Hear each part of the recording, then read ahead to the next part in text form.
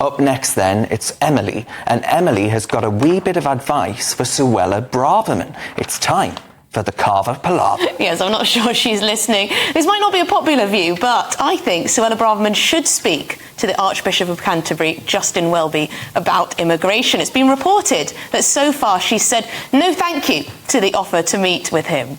So now perhaps it's not unsurprising that she's not too interested in taking up the opportunity. She's a busy woman, and Welby hasn't exactly been her biggest cheerleader, has he? In fact, he's wasted no time at all telling the world how evil her plans to stop the boats are. He branded her plans to deport migrants to Rwanda as morally unacceptable and even against the judgment of God.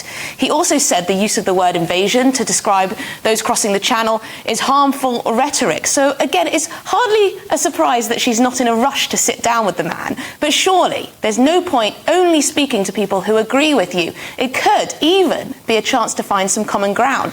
If I was Suella Braverman, I'd quite like to ask him whether he even believes in borders, whether he thinks it's realistic for the West to provide a home to anyone from anywhere who wants to come here.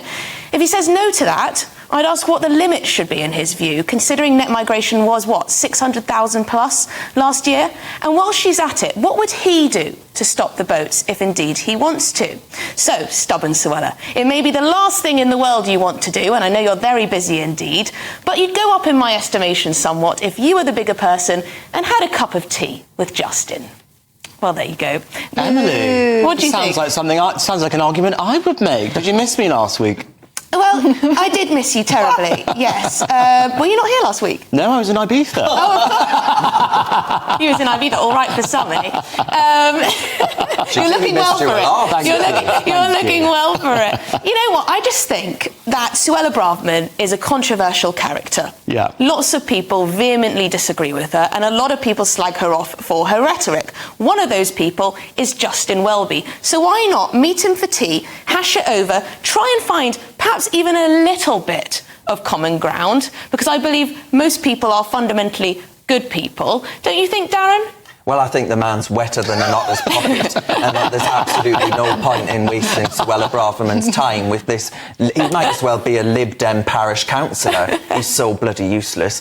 Honestly, I think Justin Welby should be occupying his time in saving the Church of England, the established church of this country. I don't think you do that by telling people, the majority of this country who actually want border controls, that they are going against God. I think that's a deeply divisive thing to say, actually. But you say that, so Diane, shouldn't he be challenged on what he's saying? Shouldn't Suella Braverman meet him to challenge him? Yeah, and the challenge she can lay down is, tell you what, you go stand at the English Channel, part the sea, and whoever can then walk across will let them in, because that was clearly the judgment of God. I mean, the only reason why I think Suella Braverman should sit down with Justin Welby is because that man, being very high up in the church, knows what a good chutney is. He also knows what a good cake is. He's had to try them all. He's had to rank them all. He's given out thousands of awards for courgettes. That's the only reason why Suella Braverman should waste her time and meet with him to have a nice carrot cake. But given that he is one of the most senior clergymen in the country, you know, the Archbishop of Canterbury,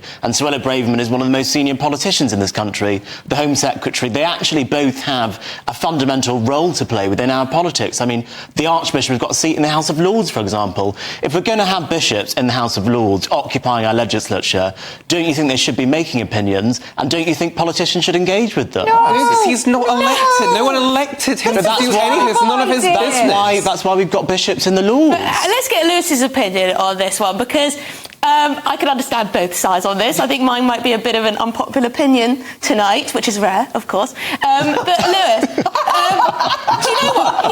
He's saying all of this negative stuff about her policies. Mm-hmm. Perhaps sometimes he has a point, perhaps sometimes he has absolutely no point. But don't you think Suella Braverman, if she spoke to someone like Justin Welby, who does represent a lot of people's view, he does, Fine. he does, you know. No, he doesn't. More people support Suella Braverman, but some people do support Justin. It's Justin.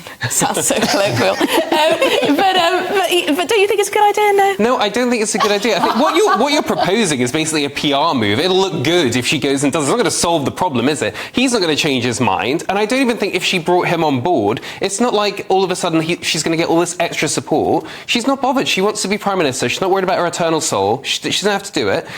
I just don't see what the point is for her. And he's not elected. And it's very no one bizarre. voted for him. Yeah, no one voted for him. And it's very bizarre because the whole idea of religion is that you pay your credit and you get what's owed to you. That's the whole point of religion. You pay your credit, you get what's owed. Well, there's a lot of people in the country who are paying their credits and they want a working health system, they want roads that work, they want housing, and they're not getting any of it.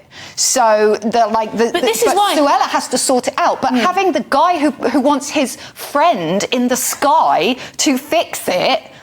Well, this is why I think she should challenge him, because he seems to say, you know, Europe should just open its arms to anyone who wants to come here. I think that is totally ridiculous, unsustainable and unrealistic on many different levels. So surely she should take him to task. I agree, Emily. Look, I'm with you on this point 100%. I think, just on principle, if the Archbishop of Canterbury asks for a meeting, the Home Secretary should grant him that meeting. They should have a conversation and then move on. What about if it was the King? Well, I was just about What about if the King said that? What about, like, the head of the Jedis? Because that was a religion in the census. Did you know that Jedis aren't real? No, because a load of people in the census put that their religion was Jedi and had to become a real religion. So whoever the head of the Jedis is, what if they requested a meeting? Some Christians might find that offensive, Diane. No. This is we're talking about religion. Well,